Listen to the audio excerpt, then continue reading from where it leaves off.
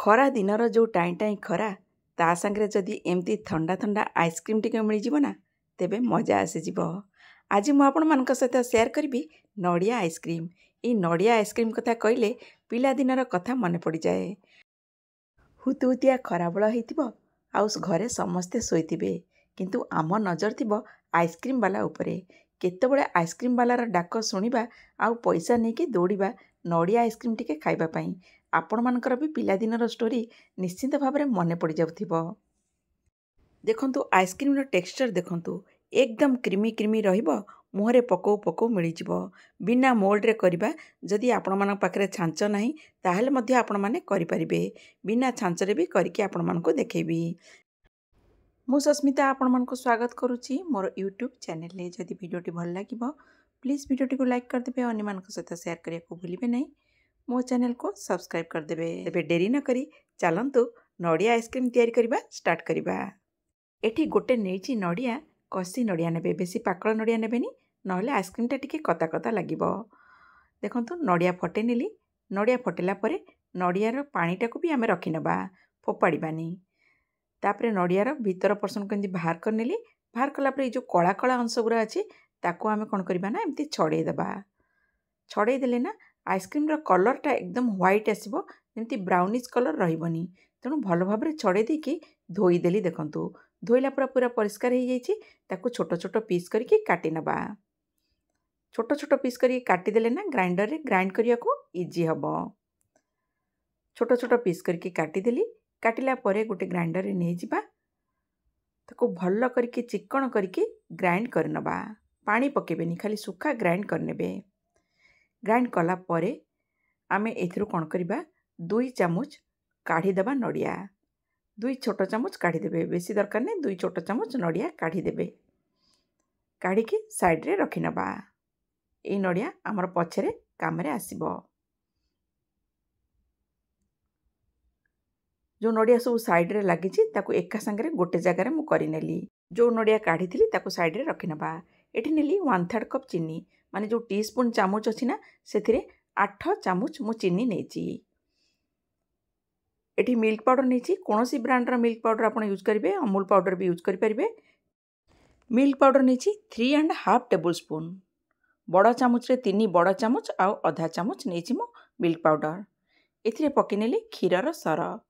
କ୍ଷୀର ସର ଯଦି ଆପଣଙ୍କ ପାଖରେ ଅଛି ପକାନ୍ତୁ, ନଥିଲେ ବି ଆଭଏଡ଼୍ କରିପାରିବେ। 2ଟା ଗୁଜୁରାତି ପକାଇ ନେବା ଫ୍ଲେଭର୍ ପାଇଁ। ସେଥିରେ ପକାଇଦେଲି ନଡ଼ିଆ ପାଣି। ଏଠି ନେଇଛି 1 କପ୍ କ୍ଷୀର। କ୍ଷୀରଟାକୁ ଆଗରୁ ଗରମ କରିଥିଲି, ଗରମ କରିକି ଥଣ୍ଡା କରିନେଇଛି। ପାଖାପାଖି 200 ml କ୍ଷୀର ହେବ। ସବୁ ଜିନିଷକୁ ପକାଇଲା ପରେ ଆମେ ଭଲ ଭାବରେ ଚିକ୍କଣ କରିକି ବ୍ଲେଣ୍ଡ କରିନେବା। ଏଇ ପ୍ରୋସେସ୍ରେ ଥରେ ଆଇସ୍କ୍ରିମ୍ କରି ଖାଆନ୍ତୁ ନା, ପାଟିରୁ ଛାଡ଼ିବନି, ଏତେ ଟେଷ୍ଟ ଲାଗିବ। ଦେଖନ୍ତୁ ମୁଁ ଡଙ୍କି ଦେଖେଇ ଦେଉଛି କେତିକି ଥିକ୍ ଅଛି। ଦେଖନ୍ତୁ ପୁରା ପାଣି କରିବେନି, ଏତିକି ଥିକ୍ ରହିବ। ଆକୁ ଗୋଟେ ଜାଗାରେ କାଢ଼ି ନେବା।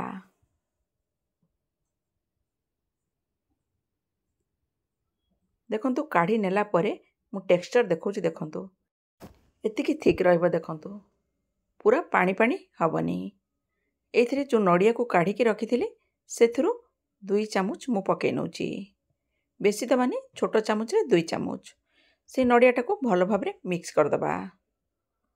ମନେ ରଖିବେ ବଢ଼ିଆ ଭାବରେ ମିକ୍ସ କରନ୍ତୁ, ଯେମିତି ଗୋଟେ ଜାଗାରେ ମୁଣ୍ଡା ମୁଣ୍ଡା ହେଇକି ନ ରହେ।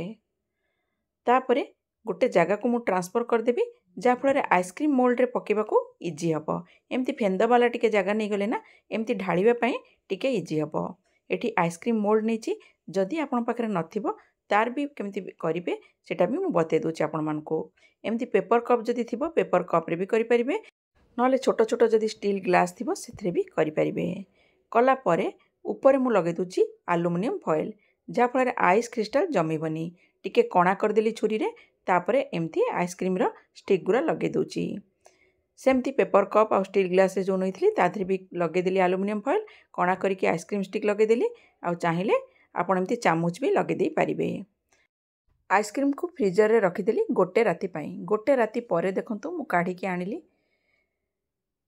ଆକୁ ଚାହିଁଲେ 1ରୁ 2 ମିନିଟ୍ ପାଇଁ ଟିକେ ରଖିଦିଅନ୍ତୁ, ନହେଲେ ପାଣି ଭିତରେ ଟିକେ ସମୟ ରଖିଦେବେ ନା, तापरे एटा शीघ्र बाहरी आसीबो। पानी भितर मु रखिदेली पाखापाखि 2 ରୁ 3 मिनिट पाई। तापरे बाहर करी आनली। उपरु एल्युमिनियम फॉइल को सब बाहर कर दबा। देखंतु दीटारू मु बाहर कर नेली। बाहर कला परे टिके हाथ रे एमती एमती कर देबे ना से इजीली बाहरी आसीबो। देखंतु एमती एमती करि नेली आउ टाणी दोची। देखंतु केते इजीली बाहरी आसिला। केते परफेक्ट हेची, केते क्रीमी क्रीमी टेक्सचर हेची। थरे जदि खाइबे ना पाटिरू छाड़ीबनी एते टेस्ट हेतिला आइसक्रीम। नेक्स्टा भी सेमती बाहर कर नौची। देखंतु आपण पाखरे मोल्ड नथिले भी आपण माने एई प्रोसेस रे आइसक्रीम भी तैयारी करि परिबे। जोटा मोल्ड रे करिथिली सेटा भी मु आपण मानकु बाहर करिकि देखौची। उपरु सब एल्युमिनियम फॉइल को बाहर कर दबा। सेटा भी किछि समय पई पाखापाखि 2-3 मिनिट पई पानी रे टिके रखि देइथिली। देखंतु केते इजीली बाहरी आसिला। केते बढ़िया भाबरे हेची। एई प्रोसेस रे थरे आपण माने आइसक्रीम तैयारी करंतु आउ खरा दिन को एन्जॉय करंतु। तेबे आजिर भिडियोटी आपण मानकु केमति लागिला? जदि भल लागिला प्लीज भिडियोटी को लाइक कर देबे। अन्य मानक सहित शेयर करिया को भूलिबे नाही। तेबे रहुची पुणी देखा हबो गोटे नुआ भिडियो रे। जय जगन्नाथ।